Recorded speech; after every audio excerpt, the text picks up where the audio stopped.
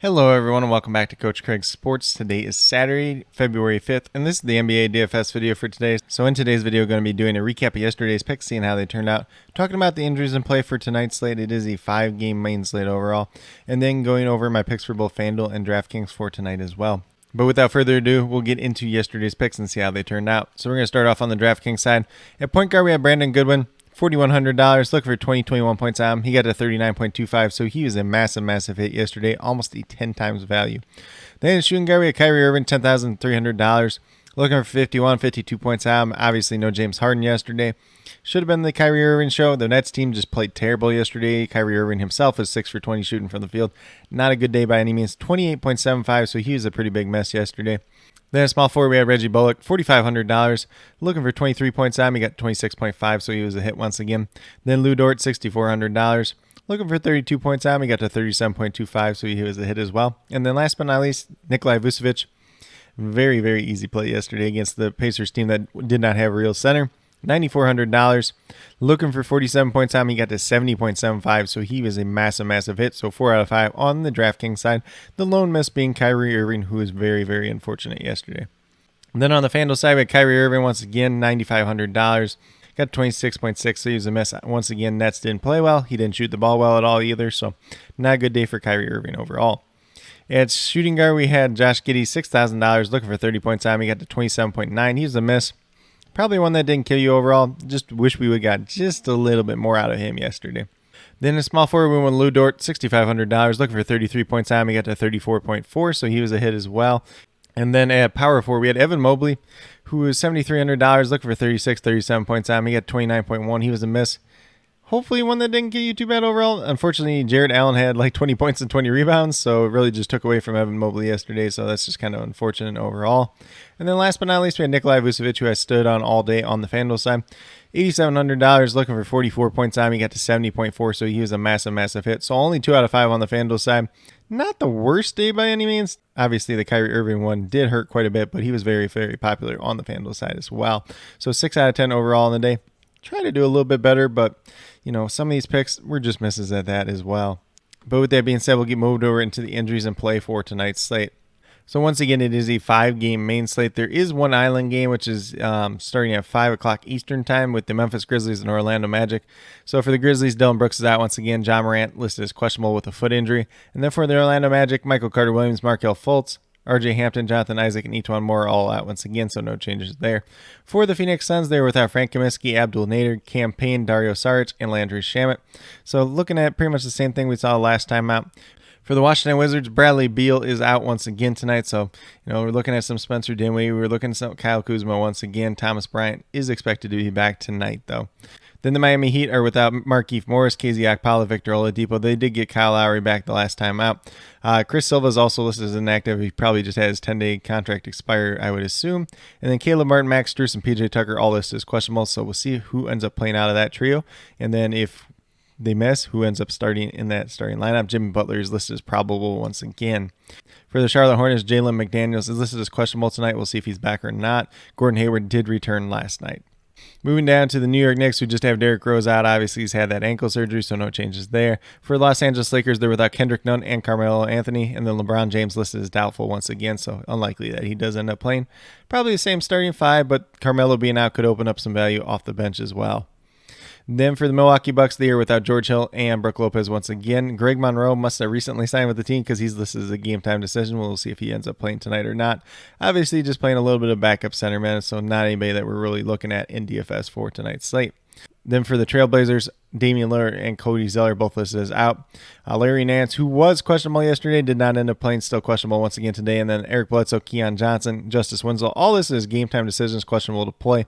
They just were a part of that trade yesterday, so I doubt that they end up playing tonight. Then for the Oklahoma City Thunder, they were without Shai Gilgeous-Alexander, Vic Krevich, Jerome Robinson, Earl, and Aaron Wiggins. Isaiah Roby is listed as a game-time decision at this point in time. We'll see if he's back or not. Obviously, if he's back, maybe he gets a couple minutes at the backup center position, or he ends up in the starting lineup even, but not sure exactly how that will play out at this point in time. Then for the Sacramento Kings, Terrence Davis is out. He is supposedly out for the rest of the season. And then De'Aaron Fox and Marvin Bagley both listed as questionable to play. We'll see if they're back tonight or not. Obviously, Fox has missed like 7 or 8 games at this point in time. But with that being said, that's a quick little rundown on all the injuries in play for tonight's slate. Not a lot of major ones out there. Some minor pieces that could open up a little bit of value though. So as always, I'll be listing all the injury updates, COVID news, and starting lineups down in the comments below. So definitely be sure you're checking that out throughout the day. But with that being said, we'll get moved over to DraftKings and talk about my picks over there. So we're going to start at the point guard position with Davion Mitchell. $5,300, looking for 26, 27 points out. He's been playing very well as of late. So the big question here is whether De'Aaron Fox is back tonight or not. If he's not back, Davion Mitchell looking like a solid play, and I have him currently projected for 28 points. Then at shooting guard, I got Duncan Robinson. He's been really, really up and down this year, but $3,700, looking for 18, 19 points out. Averaging almost 21 on the season, coming off a good game. Some of these other Miami pieces are kind of banged up and injured at this point in time. If that's the case, he should see a little bit more solid minutes once again. So I have him currently projected for 20 points, looking like a decent little paydown option on tonight's slate. And then at small forward, going with Kenrich Williams, $3,700 as well. Looking for 18, 19 points at him. Thunder are missing quite a few pieces at this point in time. I currently have him projected for 22 points, which makes him one of the better value plays overall on tonight's slate.